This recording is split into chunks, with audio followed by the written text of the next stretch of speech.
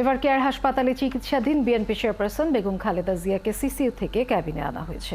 রোববার সন্ধ্যায় 2.5 ঘন্টা ধরে তার শরীরে স্থায়ীভাবে স্থাপন করা পেসমেকারটি কাজ করতে শুরু করেছে বলে জানিয়েছেন চিকিৎসকরা। আরও জানাচ্ছেন শফিক আহমেদ। এখন জন্ম সনদ দিয়ে খোলো বিকাশ স্টুডেন্ট অ্যাকাউন্ট। নিজের বিকাশ নিজে কর। বিএনপি চেয়ারপারসন বেগম খালেদা জিয়ার অনিয়ন্ত্রিত হৃদস্পন্দন স্বাভাবিক করা এবং হার্ট অ্যাটাকের ঝুঁকি এড়াতে রোববার সন্ধ্যায় এভার কেয়ার হাসপাতালে তাঁর শরীরে স্থায়ীভাবে একটি পেসমেকার বসানো হয়।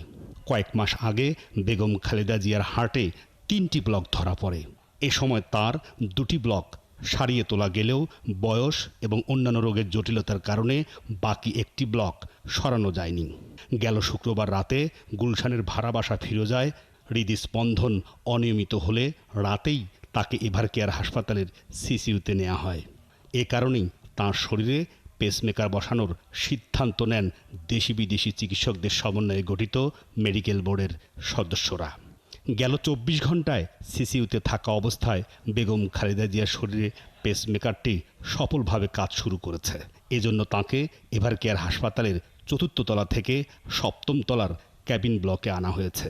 যন্ত্রের কার্যক্রম এমন একটি পর্যায়ে পৌঁছে গিয়েছিল যে ওনার 3টি ব্লক ছিল, আপনারা জানেন, 2টি ব্লক সারানো হয়েছিল। আমি বারবার বলতেছিলাম যে কোনো সময় যে কোনো অঘটন ঘটে যেতে পারে। এদিকে বিএনপির মহাসচিব বলেন, দেশি বিদেশি চিকিৎসকদের আহ্বান উপেক্ষা করে সরকার বিএনপি চেয়ারপারসন বেগম খালেদা জিয়াকে উন্নত চিকিৎসার সুযোগ না দিয়ে তার মৃত্যু নিশ্চিত করতে চায়।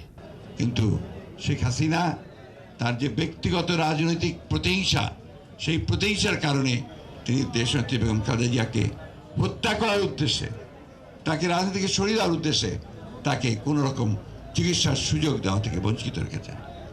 বেগম খালেদা জিয়াকে পুরোপুরি সুস্থ করতে হলে যুক্তরাষ্ট্রের জন হপকিন্স বিশ্ববিদ্যালয়, জার্মানি অথবা যুক্তরাজ্যের বিশেষায়িত হাসপাতালে চিকিৎসা নেওয়ার পরামর্শ দিয়েছেন তার মেডিকেল বোর্ডে থাকা দেশি বিদেশি চিকিৎসকরা।